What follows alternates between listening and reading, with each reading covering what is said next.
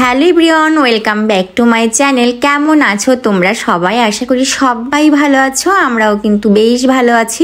আবারও চলে আসলাম নতুন একটা ব্লগ নিয়ে। তো আজকে ব্লগটা শুরু করছি সকাল 11টা থেকে। আর তোমাদের দাদা বাইরে গেছিল বাজার করে নিয়ে আসে। অবশ্য বাজার করার কথা ছিল না আজকে, আর বাজার করলে ওল আনতেই হবে, এটা কিন্তু আমার বলা, কারণ এই সিজনে ওল আমার সব থেকে প্রিয় একটা খাবার।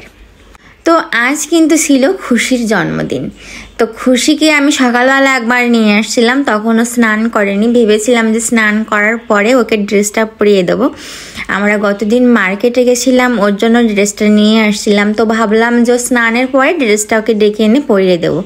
তো যখন ও আসছিল তখন স্নান করেনি, আর স্নানের পরে আমি ওকে নিয়ে আসবো কি, আমি নিজেই ঘুমিয়ে গেছিলাম স্নান করে খাওয়া দাওয়ার পরে। তো এই যে এখন কিন্তু বিকাল, আর আমি বিকালে ওকে নিয়ে আসছি। আর এনে দেখো জামাটা পরানোর পরে ওর যে কি খুশি, ওর খুশি দেখেই আমি অনেক খুশি হয়ে গেছি। প্রথমে প্যাকেটটা ধরে টানাটানি করছিল, আমি বলছি যে ওটা তোমার না, তো আর ধরছিল না। পরে যখন বলছি এটা তোমার জামা, ওর খুশি শুধু দেখার মতো ছিল। হাসির জামা প্যান্ট, ওরে বাবা, তাকাও এবার আঙ্কেলের দিক তাকাও, আঙ্কেলের দিক তাকাও, সুন্দর তোমার জামা দেখো, ও কত খুশি। তারপর ভাবলাম ওকে নিয়ে একটু ছাদ থেকে ঘুরে আসি, যেহেতু ও ছাদে যেতে খুবই পছন্দ করে। আসলে ওইভাবে করে বাইরে যেতে পারে না তো সব সময়, এজন্য করে। আর ওদের দুজনকে নিয়ে ওর মাও পারে না একা একা। তো যখন আমি সময় পাই, যখন হচ্ছে বৃষ্টি হয় না, আমি ওদের সাথে করে নিয়ে একটু মাঝে মাঝে ছাদে আসার ট্রাই করি। তো আজ ভাবলাম আজ ওর জন্মদিন, আজ এটুকু খুশি ওকে দিতেই হবে।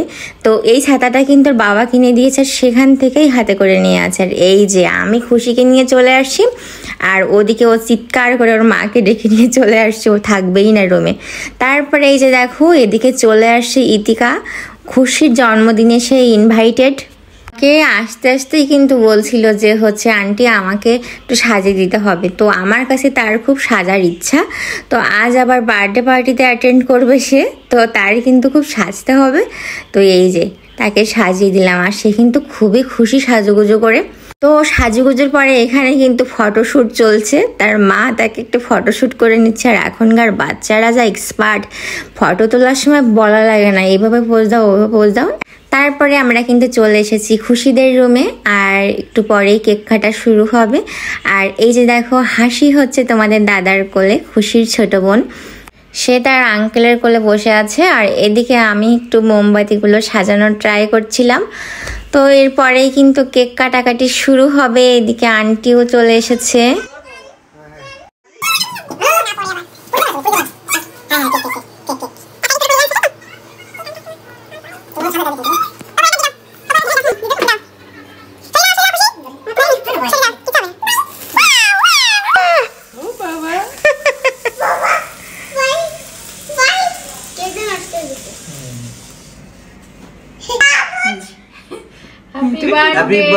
হ্যাপি বার্থডে টু ইউ খুশি, সবাই তালি দাও।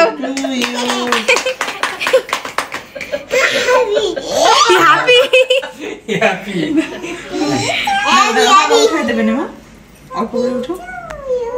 Happy to you. তোমার নিজে নিজে হ্যাপি টু ইউ, খুশির হ্যাপি টু হয়ে গেছে। হাতে করে দাও, হাতে করে দাও, স্বল্প অল্প